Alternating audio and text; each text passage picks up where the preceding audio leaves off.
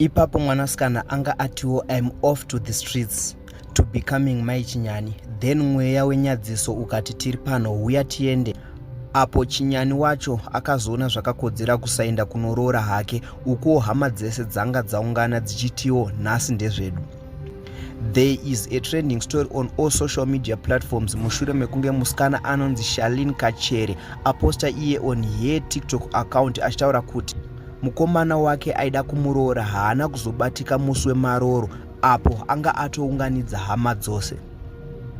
Kusangana kwatikuita zvakare pachannel ino, channel yeZimuTunes TV, pandinodzoka nemaupdates akasiyana-siyana, uye ndinoti kana kari kutanga kusvika pano ndinokumbira kuti ungobaya button rekusubscribe, then turn on the notification bell kuitira kuti usarasikirwe neevery update yandinodzoka nayo pano nguva nenguva.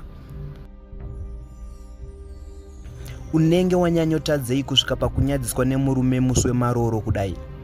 Charlene Kachere posted on her TikTok account apo akanyora kuti Lomnyaka is real guys, munhu kundirongesa date and everything, kuita ma-introduction, date rasvika 27/09/2025, munhu kana kubatika, pindirai Mwari, we lose for us to win.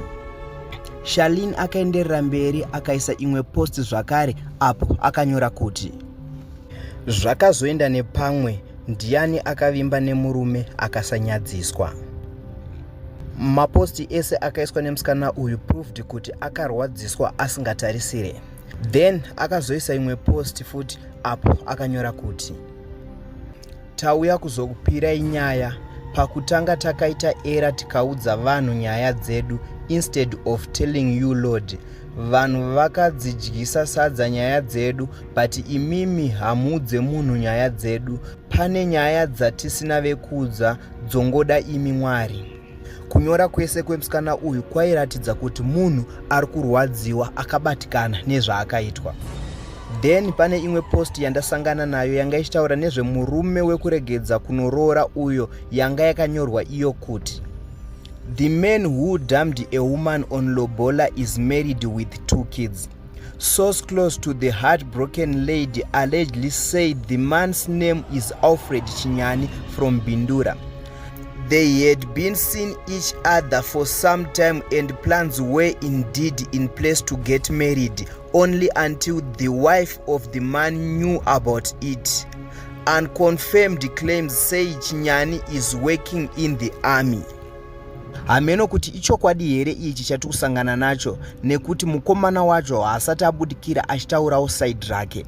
Tisingazive zvedu kuti chingava chikonzero chei chakaita kuti murume uyu Alfred Chinyani aregedze kuenda kunoroora. Hatizive zvedu, asi vanhu vanga vachinyora zvakasiyana-siyana mucomment section after paita post yanga yakanyorwa kuti panoda justice pakurwadziswa kwakaitwa mwanasikana uyu. Vazhinji vacho vanga vachikomenta vanga vachiratidza kufara nezvakaitwa musikana uyu, especially varume, apo vanga vachinyora zvakasiyana-siyana mucomment section. Mumwe anyora iye kuti anzi the guy is married, akabatwa nemukadzi pasara 3 days dzekunoroora.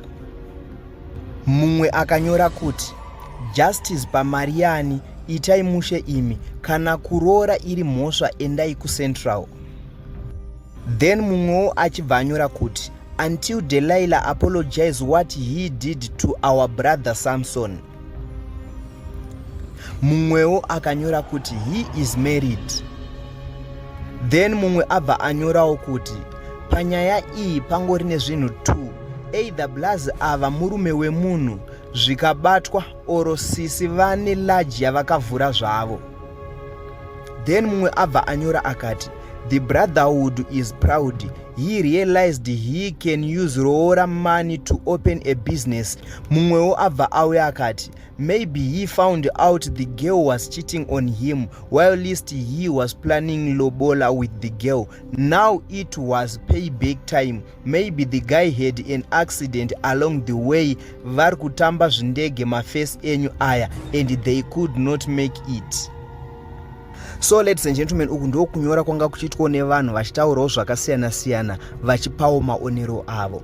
Ladies and gentlemen, ndo nyaya yandanga ndakakubatira muzuva ranhasi. Ndinokumbirawo kuti mungouya mucomment section muchitiudzawo maonero enyu pamusoro penyaya yasese ava vakanyadziswa musi wemaroro apo mukomana asina kuuya.